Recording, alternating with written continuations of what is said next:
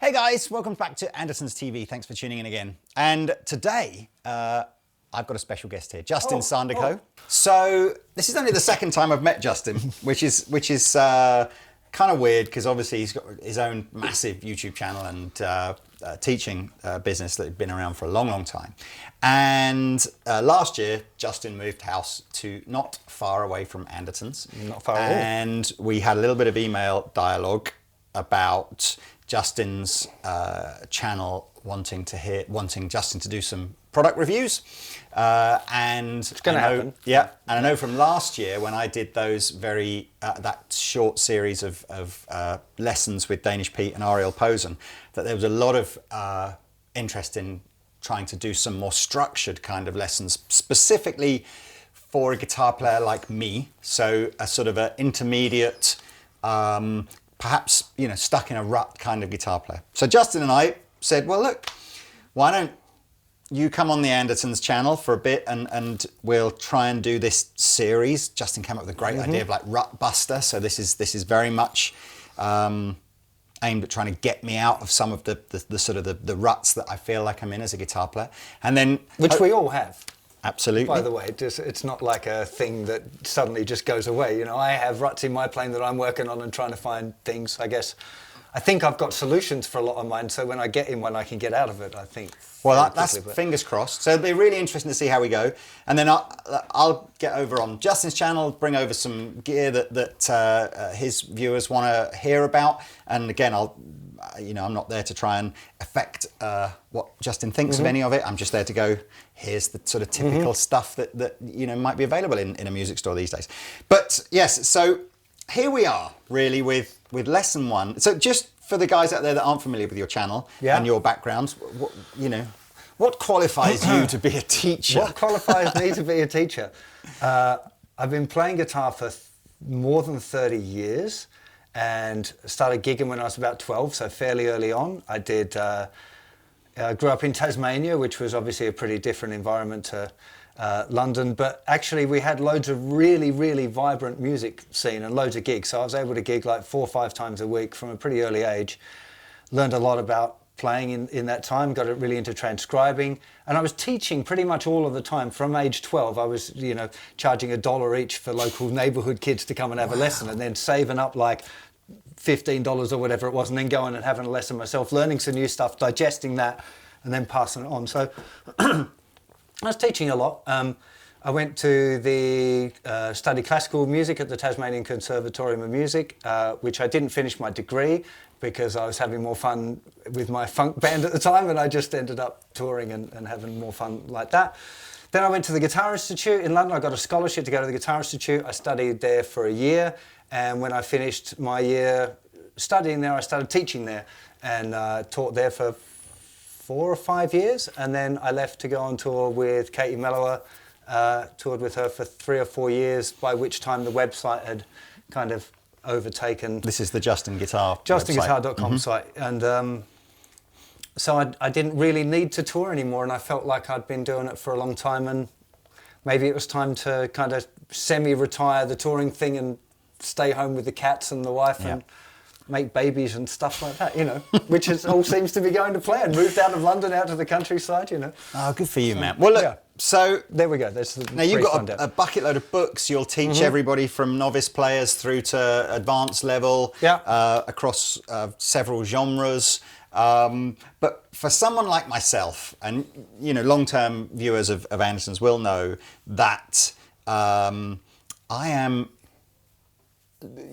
Probably I started playing similar when I was about 15 or 16 years old, maybe a bit young, maybe about 15. And I just remember I never had any structured lessons, apart from maybe, I don't know, maybe half a dozen structured lessons right at the beginning. But what I did do is I grew up in and around a music store environment. I had loads of good guitar players, and I kind of learnt shapes and licks and stuff, but never really, certainly no theory at all behind it. So when we started doing the YouTube videos, for me, it was like not really starting from scratch again, but it was the first time in probably 20 years that I'd really kind of gone, right, let's do this properly again.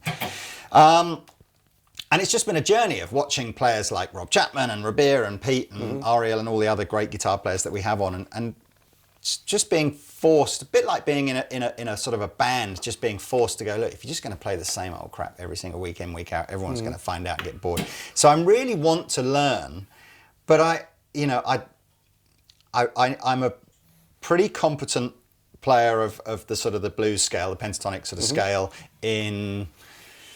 See, I don't even... From when I started playing... when I was younger, I never really understood that, that was a... Nobody ever really showed me to play like that. I'd see players get... So I'm playing effectively the same scale, but across 3 different positions of the pentatonic scale, which I didn't know I was doing at first. So the 2 kind of licks that well, not licks, but the scales, I always learned, if we were playing an A, I'd know I could play... Or I could play... And that would... So for like 20 years, that's all I'm doing. And I know that if we're in E, I start that in a different place than if I start it if I'm in A, and etc. So I'm kind of happy with this. If somebody says, hey, this song's in B or whatever it happens to be, I'm like, okay, as long as I know where my reference point is, I'm good to go. And then I suppose... I'm more recently, like within the last year, I got so bored of that and thought I must try and introduce some of the major scale into that. So, but the same thing kind of happened. So I kind of knew that if that was E, I could kind of... So major pentatonic, not major scale. Major pentatonic, exactly. I wouldn't even know that. I just know it's more major than what I was playing before. But all I'm really doing is going, it's the same shape again. But I do know that I've got to accent different notes within that scale, if accent is the right word. No, target or whatever. Target, that's probably a better word. Yeah. So I'm very nervous about when I should throw that in over and I completely don't understand, based on the chord structure of a song, which would be appropriate when. So I'm very much one of those guys that just, I always start off the lick nervously, because I'm sort of going, please sound about right, and then you go, okay, that's sounding okay, or oh no, quick, get out of this one, try a different one because this sounds shit. Okay, so what you're describing are really normal processes, and I've got a couple of things that can change how you think about that in a good way really quickly. Yeah. So the first thing is, I think, really important to understand is that the scales are the alphabet, not words. And when we're communicating, it doesn't matter if you know how to go A, B, C, D, E, F, G, H, I, J, K. If you did that in a, if some foreign person came over here and went to the shop and went A, B, C, D, E, it doesn't mean anything, right? It's just the alphabet. And practicing the alphabet is a good thing if you're learning a new language, because you get used to the different sounds that make up the language. But when you're playing something, you don't want to think about the alphabet. You want to think about the words within the alphabet, or learning new words. So I think it's really important. A great way of busting out of that scale box straight away is just the realization that, it's just the alphabet. They're just the letters. So if you start a solo and you go,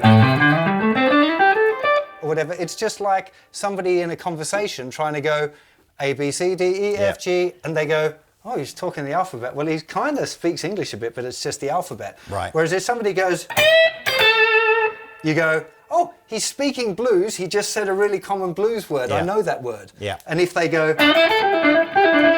or whatever, there's hundreds. Or, there's so many different words. And the part of that realization, I think, is if you examine the great guitar players, they're not all doing... they're not using a scale, they're using the words that they learned from the people that they love. So Eric Clapton listened to Albert King or whatever, nicked words that he likes, and probably the majority of his vocabulary comes from those, that kind of Texas blues thing. He's doing it in his own way. And the analogy I like to use is great poets don't make up their own words. Right? They use words that everyone else uses and put them together in a way that's particularly beautiful. Yep. So what I think would be a really great start is to have a look at a lick that you know, or learn some new licks, and then see how we can go about trying to incorporate that lick into your playing, rather than just your first reaction always being, let's play the scale. Yeah. I want your first reaction to be, let's play a lick as a little musical statement, a word, a phrase. Yep. And then from that, you try and develop it into a little story. Yep. Yeah? No, that's cool. How does that sound? Yep, absolutely. Play a 12-bar shuffle for me. In A. In A, just... Now, so we're having a jam, or you're having a jam with someone, and they go...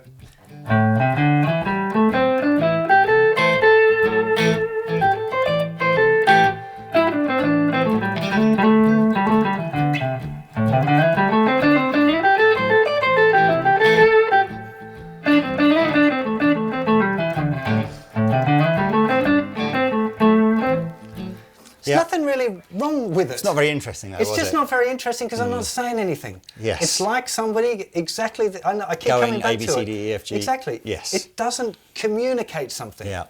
Whereas do the same thing again. I'm going to play a whole little solo using just one lick, and it's Okay. like my favourite Albert King lick, which is. Okay, so I'm just going to use that.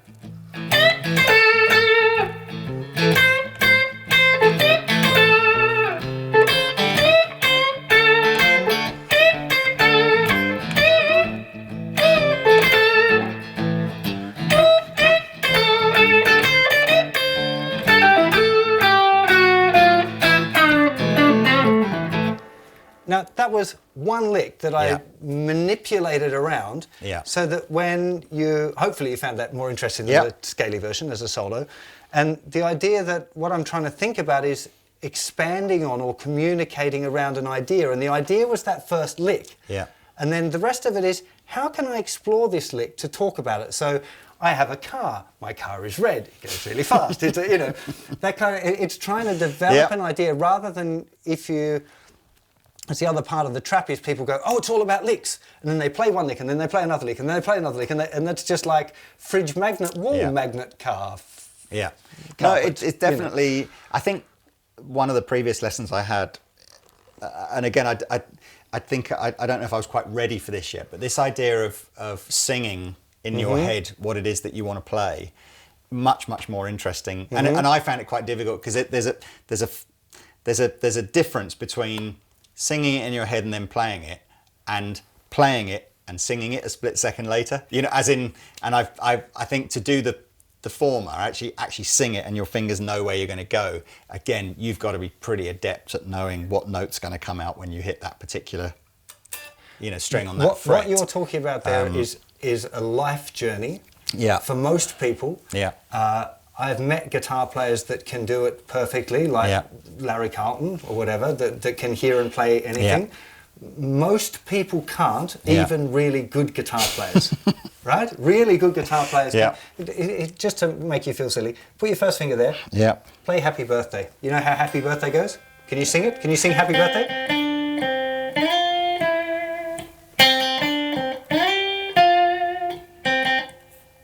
Ah!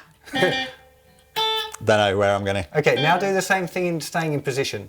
Staying in... In position, not sliding up. Oh, I see. I don't even know where I'm going. Good. Yay! Yes! Right, no, but you get my point. I can't. Everybody I know how to knows sing it, but I don't know where the notes are. This is something you can try at home if you want to test yourself on. Yeah. The relationship between your ear and your hand, and that's a simple melody. If you think about trying to do like a jazz tune where it's all complicated harmonies. Oh, for sure. And stuff. It's interesting you say now don't slide it, because that's one of the tricks that I've learned doing the YouTube things is that you do get a milliseconds grace of playing the wrong note as long as you're on your way to the right note. Exactly. So you can kind of just go, oh, there it is. But nobody noticed, I'm okay. Exactly. That's why I told you to then do it in position. But it's that's a separate game altogether, and I'm better at it now, and I mainly got better at it through transcribing a lot. So when I'm working out solos off the record, I can hear the lick on the record and go, I'm pretty sure I can play it like that because I've done it a lot and I've just got used to that. Hear the sound, how can I make the sound come out of the guitar? But it's still a game in progress, and I still fall over things that I think I can. Oh, I can hear that, and I'll try. Oh no, that wasn't that, and it comes out naff. But anyway.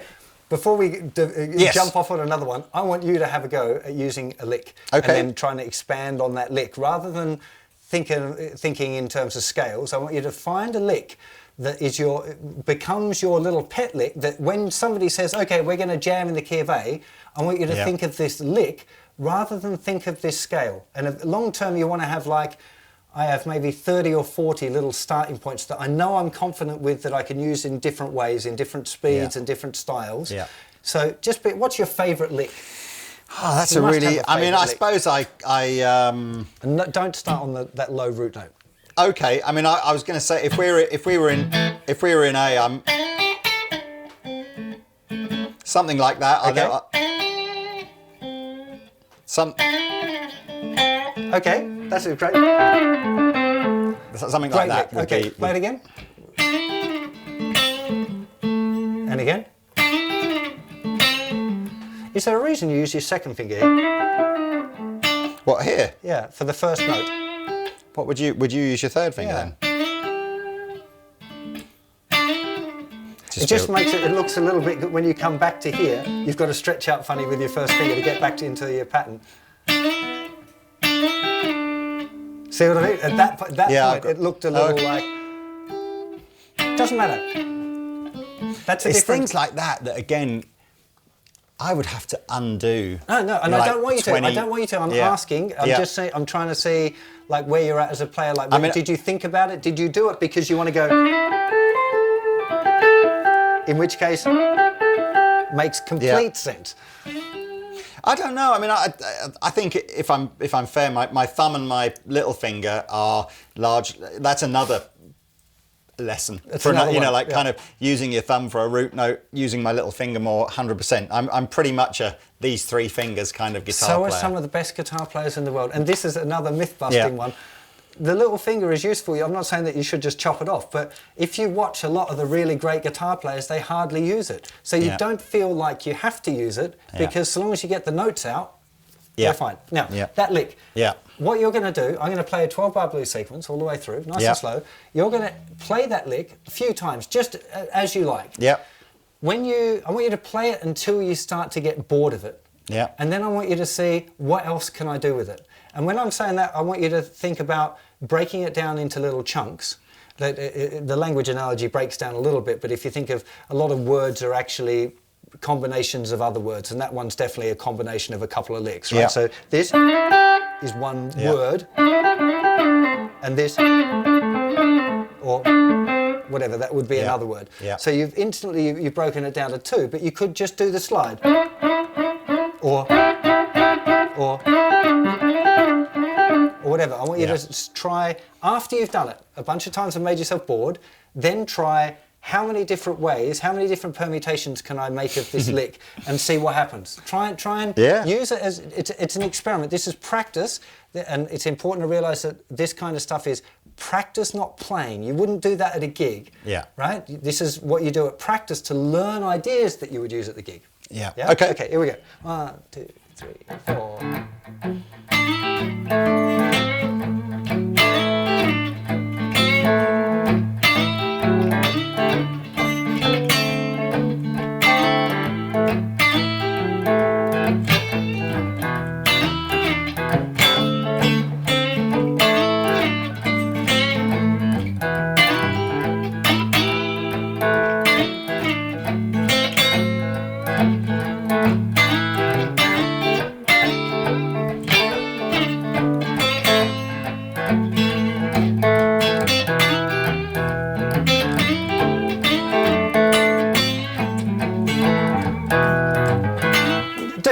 I am so loving that much more than you playing the scales up and down. Don't you think? It sounds more musical straight away, even though that's a practice exercise. Don't you think, listeners? What do you think? Do you think that that's better than... Let's do the old one where you play the scale up and down. Here we go. Okay. 3, 4...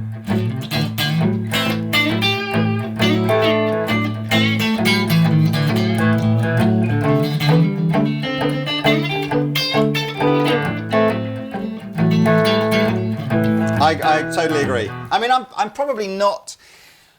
I think I'm probably not the guy that just plays the scale all the way through, but it's definitely a. I know you're not. It's definitely a default like comfort riff Exactly. that is probably boring. And what I'm saying is that what you should aim for is your comfort space to be a lick or a few different licks that you have to choose from that will enable you to play through a whole solo straight away without having to go back to that. I'm not saying that you can never play the scale, and you could think of that could be a lick. Yeah. You know, that would function as a lick, but then, you know, there's only so many permutations of that you're going to do as a scale. That there's definitely, I think, of all the things that, you know, certainly when I was young, there was a fantastic DVD by Paul Gilbert. Intense Rock 2. I think it was Intense Rock 2. And that was just,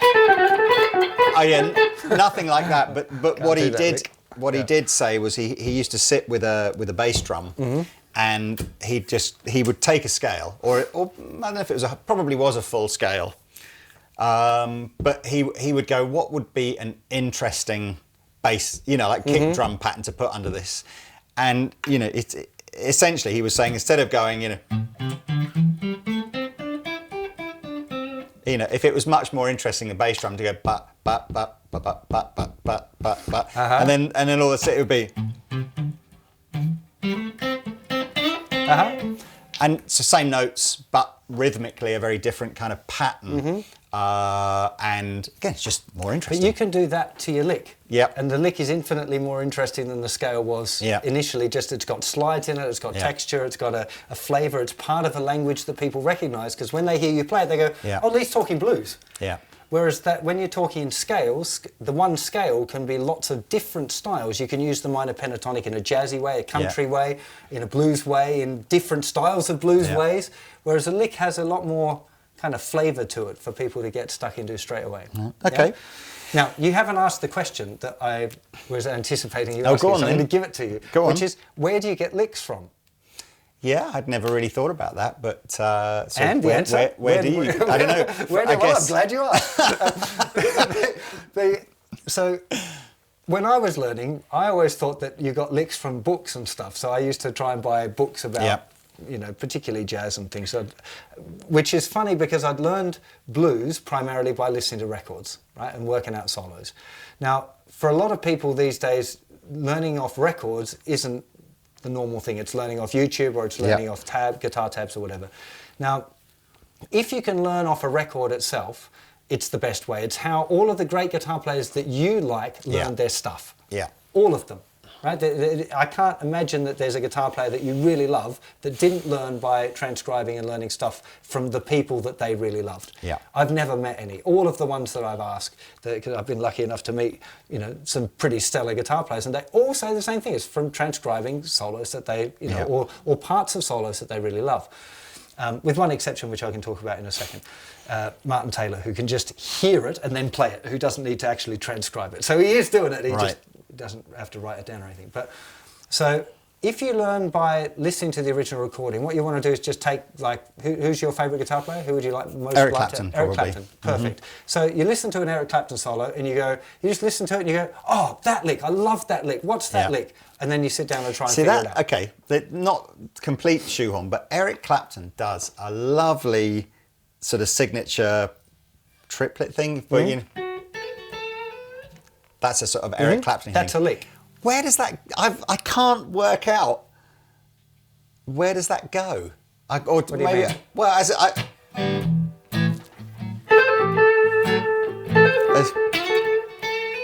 suppose it does. It goes there, but it doesn't work over the rhythmically. No, as in again, it only works. Is that because that lick is out of the major pentatonic scale and therefore it only works over the root chord of the 12 bar? If you were playing a 12 bar in A, it worked. But that one will work over the D as well. It's using the sixth, which is funny. I just said to you, I did here a we lesson, go, a 40-minute lesson on using the sixth. On the sixth. So the sixth is a really hip note. So let's stop and let's do the sixth in your next Rockbuster, because it's a really cool. Okay. Is that okay? So let's fine. There's your exploring the lick. If you don't mind. I think because Clapton doesn't. It's not just Clapton. I think Clapton does lots of these little hammer-on-y, triplet-y kind. I don't even know what the right word for it is. I mean that That's just one, but all through his playing, there are lovely little, like, you know, very short, like little 3-note, Hammer-ons and what flick-offs. does he call them? He sort of add just Embellishments? like embellishment. That was the exact word, and I love that about his playing. But I certainly don't really know where I'm supposed to be throwing those in or what so works. Eric Clapton's a really interesting guy for stealing licks from, because he's quite traditional in a lot of ways. He uses a lot of old licks that come hail right back to kind of Robert Johnson era stuff, but he definitely got a lot from the Albert Kings and BB Kings as well. And BB particularly plays, he doesn't play out of the minor pentatonic a lot, right? He uses the BB blues box, people call it, which is kind of a pentatonic scale of its own making. Right. It's using the 6 and the 9 a lot. And when you use it, you can be free to play all of the notes over all of the chords, but there are particular ways he bends some of the notes that then make them chord specific. Now, I'm going to stop us there again, Lee, because this is my second time to try and stop us, because chord-specific licks, I think, are another thing that we should talk about. I'd love to do chord-specific licks. We should write that down somewhere. Chord-specific licks. Let's do that next, because it will give you the horns. So we're going back to the 6th thing, are we? No, we're now... This guy's the best diversion artist I've ever come across. It's like, let's do this thing. Yeah, but we could do this thing. I know. Where did we go over there? I must be a terrible student, but it's just, I don't want to practice. My topics are all over the place, and but yes. So just to recap on this lick stuff, so this is really important. You want to actually spend time practicing this and not just let it be a thing like, oh yeah, I know that I should do licks. Because if you just know, and I use this stupid kung fu analogy, but it hopefully makes sense. So I've done martial arts most of my life, really fun. And the best defense against a hit from the same side, if somebody goes to punch you, is just to push ever so slightly your hand and move your head out of the way so their punch goes next to your head instead of into your head. So you just literally, this is like a little bit of protection, you do this. This is kung fu, right? Does that help you if some dude tries to lap you out on the street right now? Probably not. No, it doesn't at all. The same as me saying, hey, you've got to use your licks. If you've never practiced it, it's not going to make any difference. If I then say, okay, let's train it. Look, here's the movement, here you do it, and we practice it 10 times. Is that going to help you if you go out on the street and somebody tries to help you? A bit more. A little bit more, but probably not. Not a lot. You're probably not going to realise it. But if you did it 1,000 times and you gradually work up the intensity so it becomes an instinctive thing, then it works for you. And it's exactly the same with stuff like this where we're learning licks on the guitar. If you just practice the lick once or somebody tells you about it, it doesn't do anything. It doesn't help you at all. You might think it does because you're like, oh, I've got this knowledge now, I know how to... But actually it doesn't. You can play your way to a new way of thinking, but you can't think your way to a new way of playing. Oh, deep. Ooh, deep. Okay? No, it is. You are right. That is deep, but it's really true. And a lot of people don't get it. And it's if you, say, spent 5-minute practice routine every day, 5 days a week for 2 or 3 weeks, just working on developing a lick with a backing track, after a month, you would be a completely different guitar player. And I'm not... 5 minutes a day is not too much. Even you can find it. I know you're a busy dude. It is frustrating that you know, I will often find some time to play, and after half an hour, I'm even thinking that everything is. I can feel more comfortable and improvement. And then if I don't do it again the next day and the next day and the next day, by the time you have sort of come around to playing again, I've just forgotten. So.